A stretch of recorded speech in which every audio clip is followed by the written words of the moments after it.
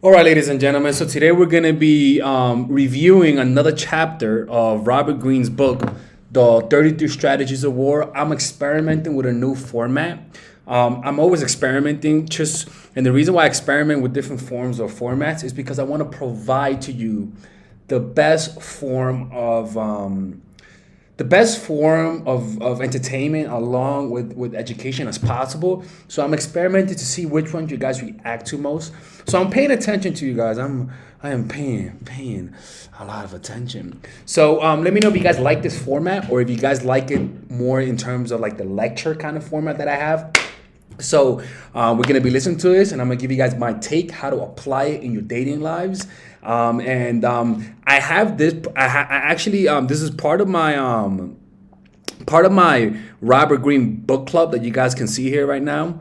In the Mindful Attraction on my Patreon, you guys have the $5 per month where you guys watch 2 videos per week that I post that is not on YouTube. But then the $20, $19.99 per month, you guys can join the Robert Greene Book Club. It's 2 videos per month, and the $25 per month, you guys can join the where you can ask 1 question per month, and I'll make a video on top of the Robert Greene Book Club. So go check it out and look at the kind of content I post and stuff like that. So go check it out if you guys want to support me, and if you guys want to listen to these reaction videos for Robert Greene's books. I make them in lecture format, but again, I'm experimenting. So I hope you guys enjoy this because I'm only doing this for you guys. Okay, so let's begin this.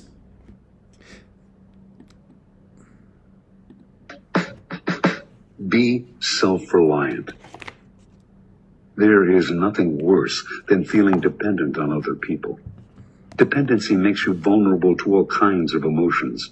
Betrayal, disappointment, frustration. It's similar to, when you work at a job and because you depend on your boss to give you money, you sort of are scared. You're just more emotional.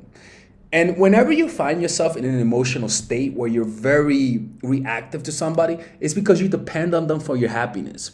Your brain has said, without this guy in my life, I'm going to release cortisol. When the brain releases cortisol, which is the anxious feeling that you feel sometimes, it's because it feels like it's being threatened. Its survival is being threatened.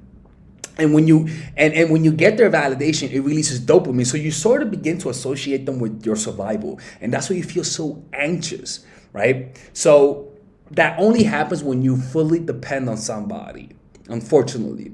And our goal as the human animal is to become independent, to not depend on nobody else. That's the main goal. In other words, not to be needy. Okay, let's keep watching. That play havoc kinds of emotions. Betrayal, disappointment, frustration. That play havoc with your mental balance. To make yourself less dependent on others and so-called experts, you need to expand your repertoire of skills. And you need to feel more confident in your own judgment. Understand. Yeah, because usually what a person who wants you to become dependent on, the first thing they'll do is make you doubt your judgment. First of all, some of them do that through gaslighting you, or they do that through the group think, right? Another way for you to become more independent is when you depend on the group for your validation. Now, mind you, that's very normal. Humans, that kind of gene, that kind of thinking was naturally selected by evolution because it helps us. We're weak physical creatures, so we rely on the group, even though the group could abuse us, simply because by not being part of the group, we can get eaten alive. Our brains calculated that even though we're getting abused by the group, we still stick with the group. Why? Because the other alternative is bad. You know what I'm saying? But the thing is that nowadays those threats aren't there. The threat of being eaten alive isn't there. But we still have that kind of, our limbic system still reacts in such a way. But your cerebral cortex, the beauty about it is that your cerebral cortex could interfere with those signals through using your rationality, through saying to yourself, I don't need that guy or girl in my life. I don't depend on that person to survive. I'm not in the jungle no more. And what's gonna happen is that the cortisol will be released, but the key to overcoming it is just to do nothing. Break up with them. See with your own eyes that you are dependent, that you could live on your own. See with your own eyes that you don't need nobody else to depend on. And what's going to happen is that stress is what causes animals to evolve. Stress is what causes animals to adapt, and that stress will actually empower you if you embrace it. But if you run away from it by looking for dopamine, by looking for somebody to depend on, by trying to find somebody to make you feel good, you're not going to grow. In fact, you're going to grow stagnant. We tend to overestimate other people's abilities. After all, they're trying hard to make it look as if they knew what they were doing. And we tend to underestimate our own. You must compensate for this by trusting yourself more and others less. It is important to remember, though, that being self-reliant does not mean burdening yourself with petty details. You must be able to distinguish between small matters that are best left to others and larger issues that require your attention and care. Suffer fools gladly. The world is full of fools, people who cannot wait to get results, who change with the wind, who can't see past their noses. You encounter them everywhere. The indecisive boss, the rash colleague, the hysterical subordinate. When working alongside fools, do not fight them. Instead, think of them the way you think of children or pets, not important enough to affect your mental balance. Detach yourself emotionally. And while you're inwardly... And another thing that you could do is see them as just part of nature, just like the thorns in a flower. Literally seeing them as just part of the reality that we live in, right? Another thing that you could do is to cut them down to size. Imagine now but because sometimes when we're intimidated by somebody, a lot of the time is because we're not seeing them as human. And one of the best ways to humanize somebody is to imagine their mortality. Now, I'm not saying put the knife down, okay? I'm not saying that you're gonna kill them or you're gonna think about murdering the motherfuckers, okay? We're not doing that shit. Imagine their death. Imagine their loved ones crying for them. Because when you imagine them dying and you realize that one day he's gonna die just like you, it equalizes you. Death is the ultimate equalizer, right? So that's one of the ways for you not to get too emotional when you encounter those kinds of people who annoy you, who bother you, who make your life difficult. Another thing that you could do is imagine, what was the other thing?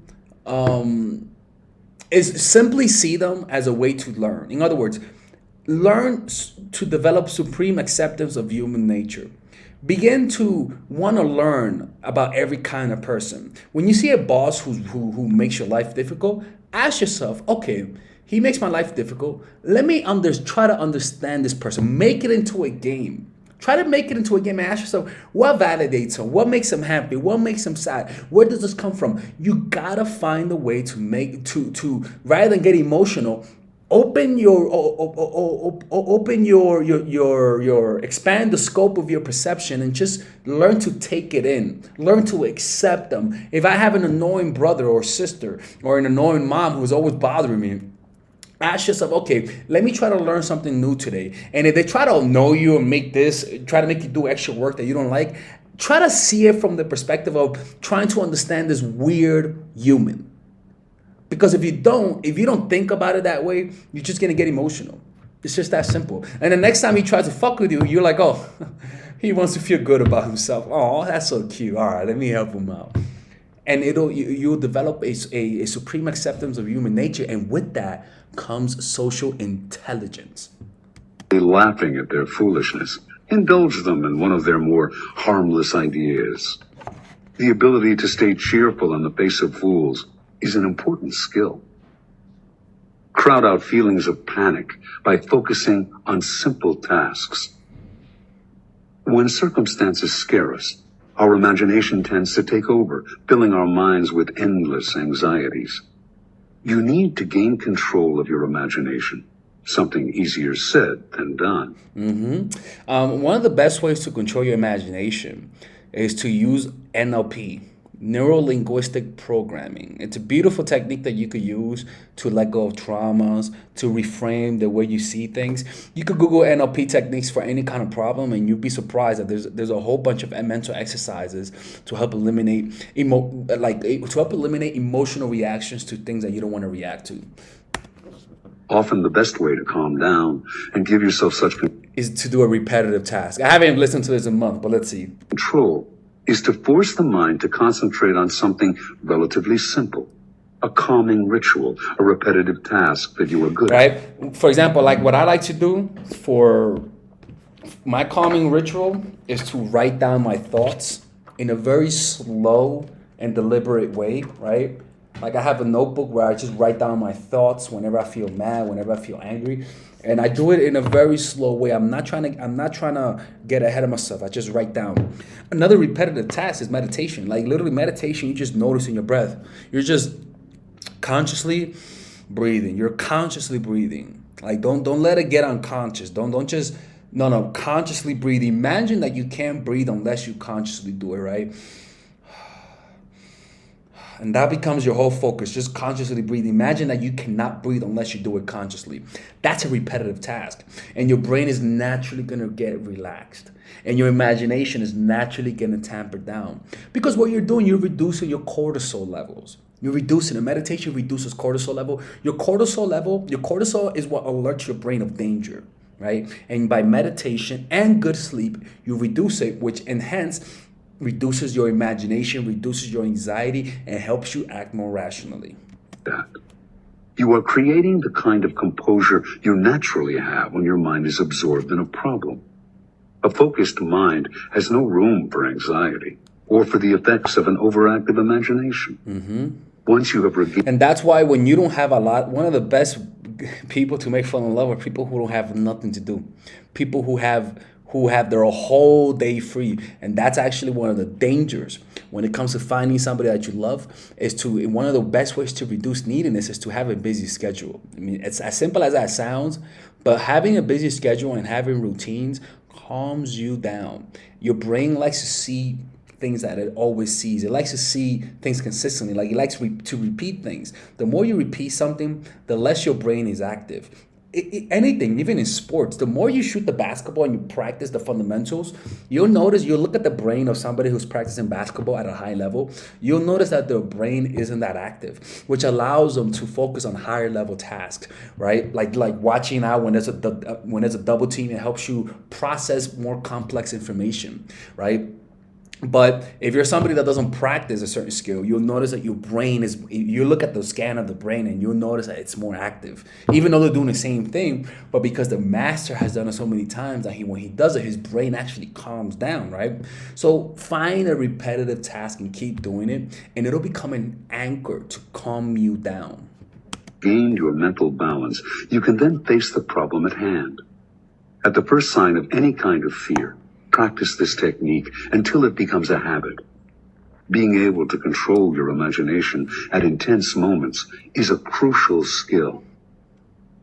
Unintimidate yourself. And your imagination is what causes your body to react.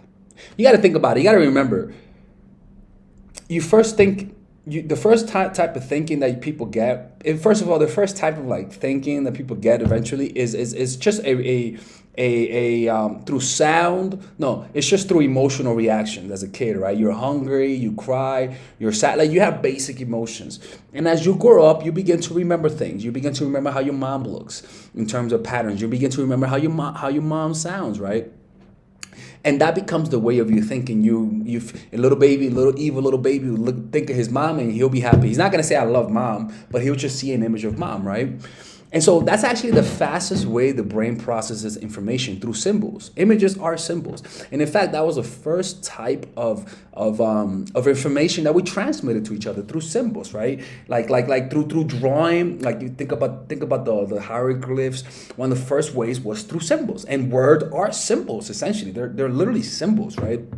So you got to control not what your mind says, If you control what you see in your mind, it will literally change the way you react. For example, I remember when I used to approach women and I was scared to approach them. What I noticed is that the reason why I was scared, it was because in my mind's eye, I was seeing them as crazy fucking majestic Medusas, like crazy majestic beings that don't fucking make any mistakes, right? But then I said to myself, okay, what happens if I saw them as my pet? Not that I treat them as my dog, but rather than imagining her as a beautiful hot girl, I imagine her looking like my dog Missy, right? And what happened is that when I would approach, it was almost like rather than seeing a projection of this super hot girl, my projection was of my cute little dog. And all of a sudden, my reaction to them changed. All of a sudden, when they said, fuck you, don't talk to me, I was like, okay, sorry. I imagine my dog being like, bark, bark. And I'm like, okay, Missy, I'm sorry. I didn't mean to offend you. It doesn't hurt no more. I wasn't really reacting to the person. I was only reacting to my projections. It's your projections and what you see in your mind that causes those emotional reactions. Intimidation will always threaten your presence of mind, and it is a hard feeling to combat. The key to staying unintimidated is to convince yourself that By the way, if you guys like this, please hit the like button. Let me know in the comments down below if you like this kind of format. And if you don't like it, please let me know. It's totally fine. I just want to know what's the most optimal way of teaching to you guys possible. I don't mind writing down my notes, okay? But I'm just experimenting with you guys. the person you're facing is a mere mortal, no different from you, which is, in fact, the truth.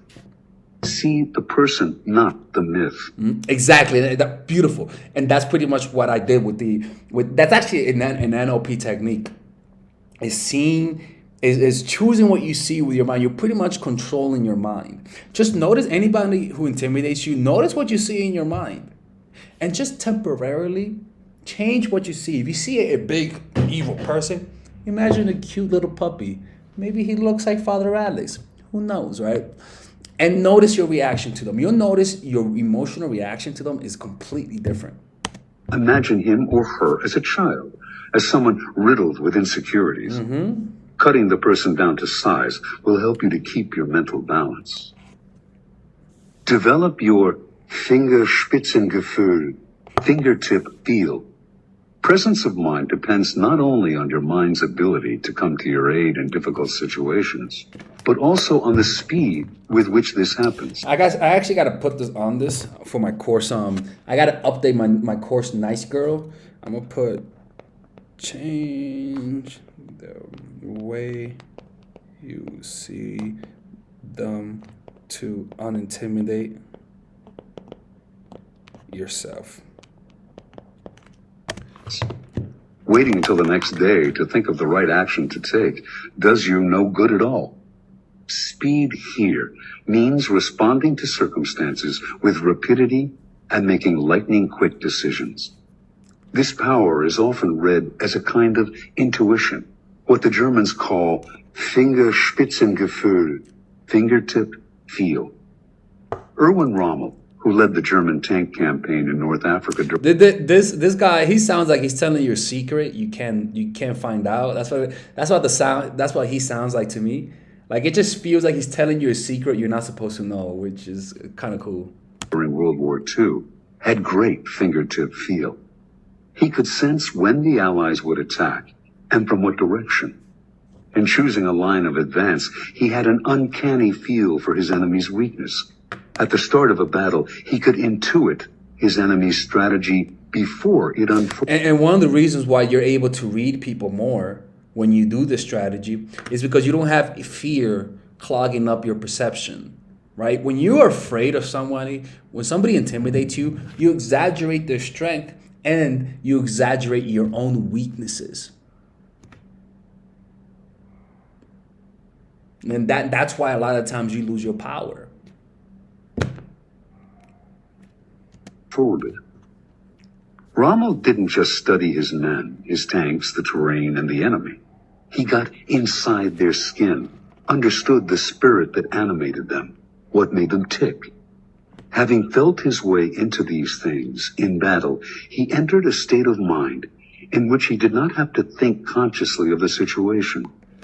the totality of what was going on in his blood at his fingertips.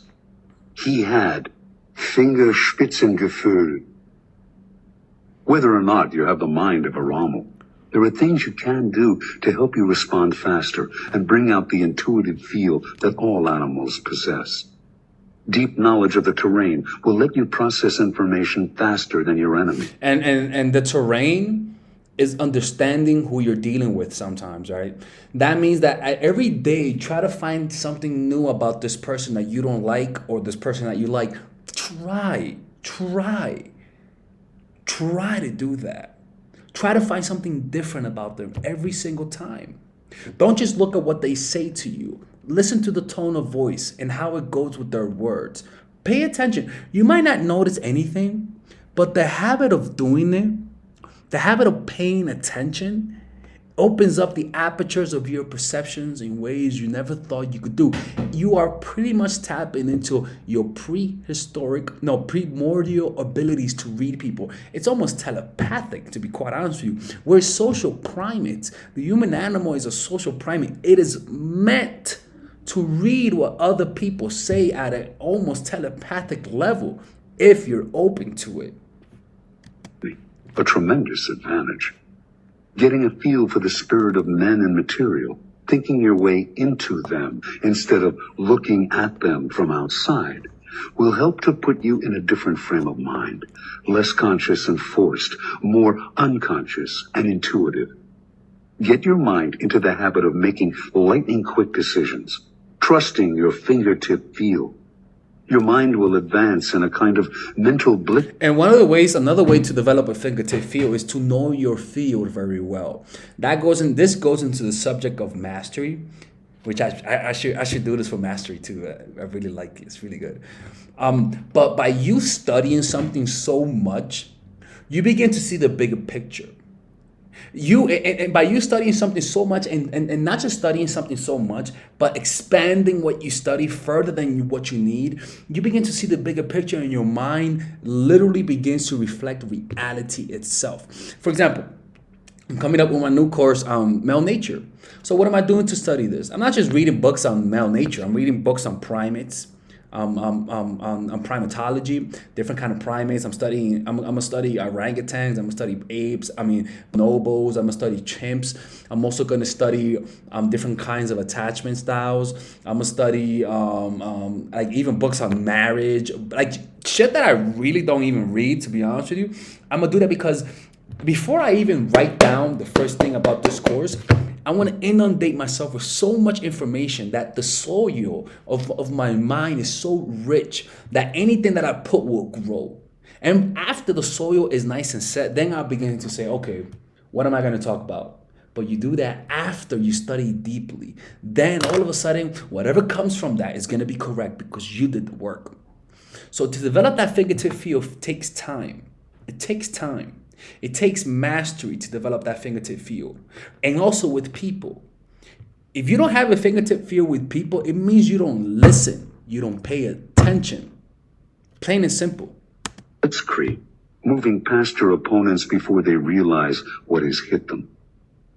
Finally, do not think of presence of mind as a quality useful only in periods of adversity, something to switch off and on as you need it. Cultivate it as an everyday condition.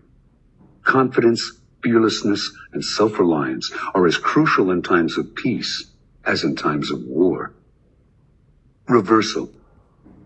You do not want to lose your presence of mind in key situations, but it is a wise course to find a way to make your enemies lose theirs. Take what throws you off balance and impose it on them. That's pretty much what I teach. In terms of dating advice, right? 3. Like, I pretty much teach you guys, notice what people do to you that makes you chase and do it on them. Plain and simple. And that will make people chase you harder. Does that make sense? All right. Anyways, I hope you guys enjoyed this video. It's experimental video. Let me know in the comments down below if you guys enjoy it. And I'll make another one tomorrow. If this gets more than 500 likes, I'll make another one tomorrow. Okay? All right, guys. Stay toxic.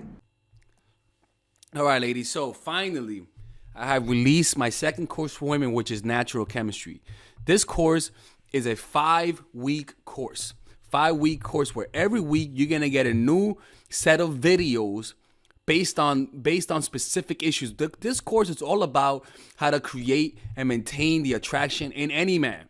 This will help you create love. This will help you deepen the love with your man. This is not about manipulation. This is not about playing games. This is genuine natural chemistry. No more short-term partners, no more being fooled. Why? Because I will reveal to you not only how to create attraction in the first week, but also how to understand male nature, how to understand their tricks, how to prevent from being too attached, signs that he's the wrong guy, signs that he's a narcissist, signs that he's a mama's boy, signs that he's an emotionally available guy, emotionally unavailable guy. We go over everything. We go over this third week, setting boundaries. We go over the third week, controlling your emotions, right? Setting boundaries, fourth week, fifth week, embracing your masculine and the feminine, right? And on top of that, I have over 10 different bonuses. 10 different bonuses. My Lord have mercy, right? With a money back guarantee. The bonus are: 1, the natural chemistry, over 10 hours of content, right? The breakup formula, how to deal with a breakup, right? The connecting with your man, right? Establishing a life of abundance, social mastery, understanding your dark side, the goal setting seminar, which is about how to set and achieve goals, practical mastery that will teach you how to master anything, the laws of human nature. I have a book club for the laws of human nature with over 4 hours of content, right?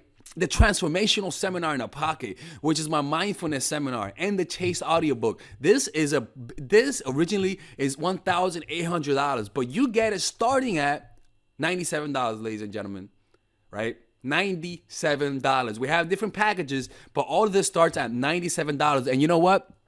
You can check it out for free if you want.